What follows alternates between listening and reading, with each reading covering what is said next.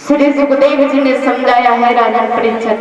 महाराज जब रानी की तरफ से उस बालक ने जन्म लिया, उसका नामकरण हुआ, उसका नाम रखा गया बेडू कवि विनीत। महाराज अंग ने जितना भी रुपया पैसा था, धन दौलत था, सारा लुटा दिया। महाराज अंग आज बहुत खुश है। हमारा आंगन सोना सोना सा लगता था, आज हमारा आंगन हरा भरा हो गया। महाराज श्री सुखदेव जी ने समझाया है राजन परीक्षित। महाराज अंग ये नहीं जानते थे कि हमारा बालक होगा वो नीच होगा। बेडू जब छोटा सा थोड़ा सा सयाना हुआ है तो क्या हुआ है,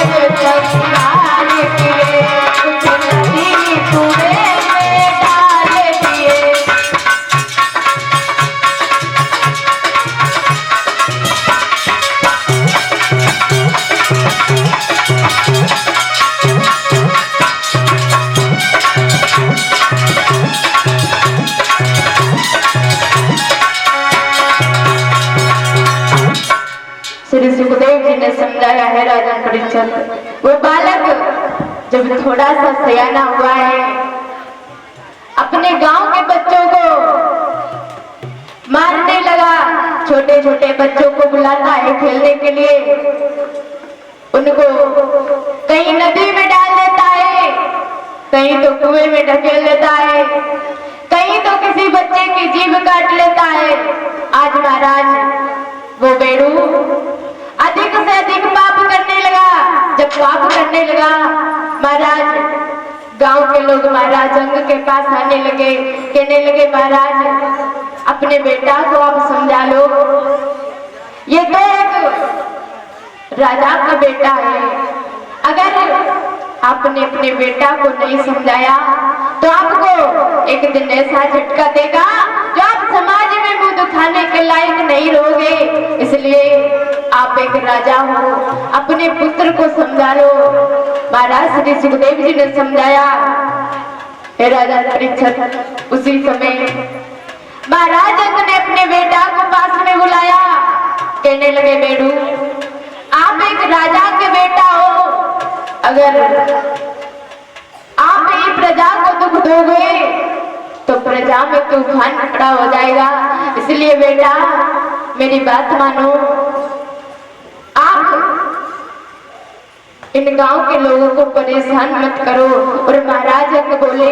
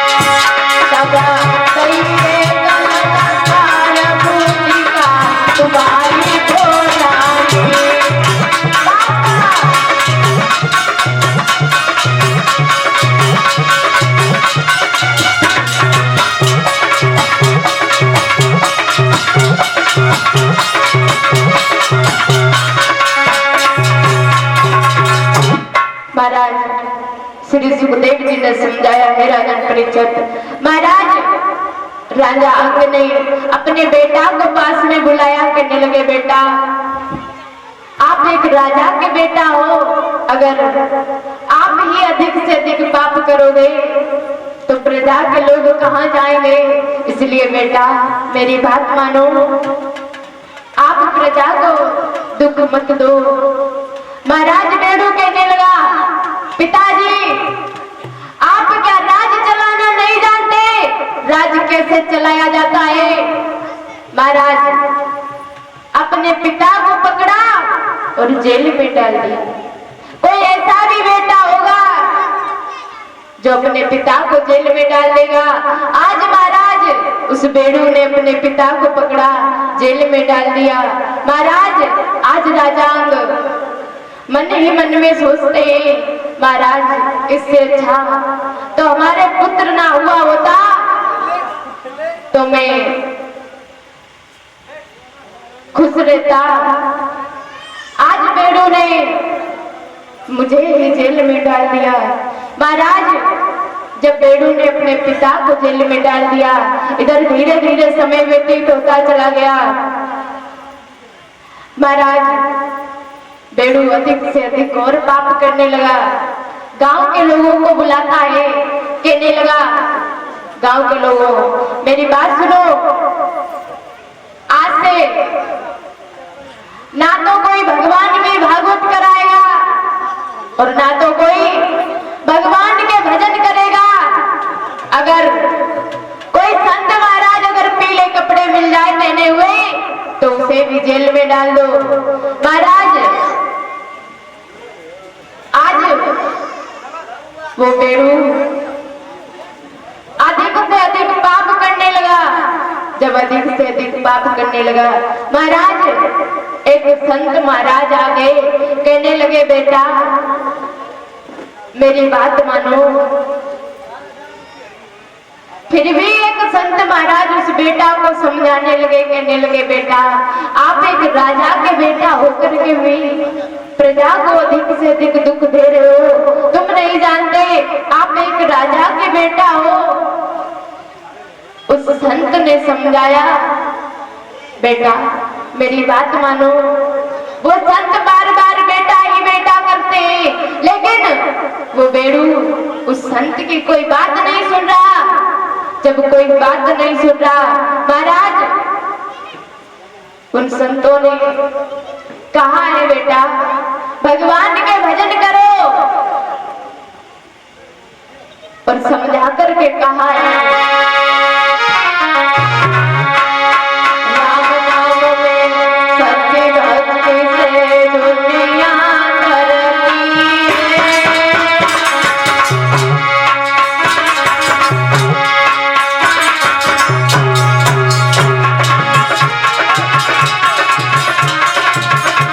समझाया बेटा जो ये तारी को नाम मरना सबकी बढ़ती है लाला।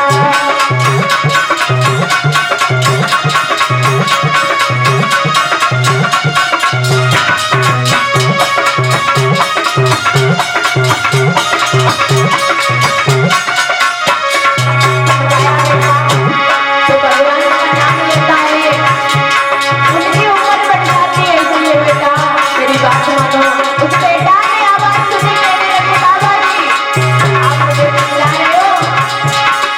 अरे सुनिए जब बेटा ने बानी तब कहिए गलत कार मूर्तिका तुम्हारी बोलानी दादा।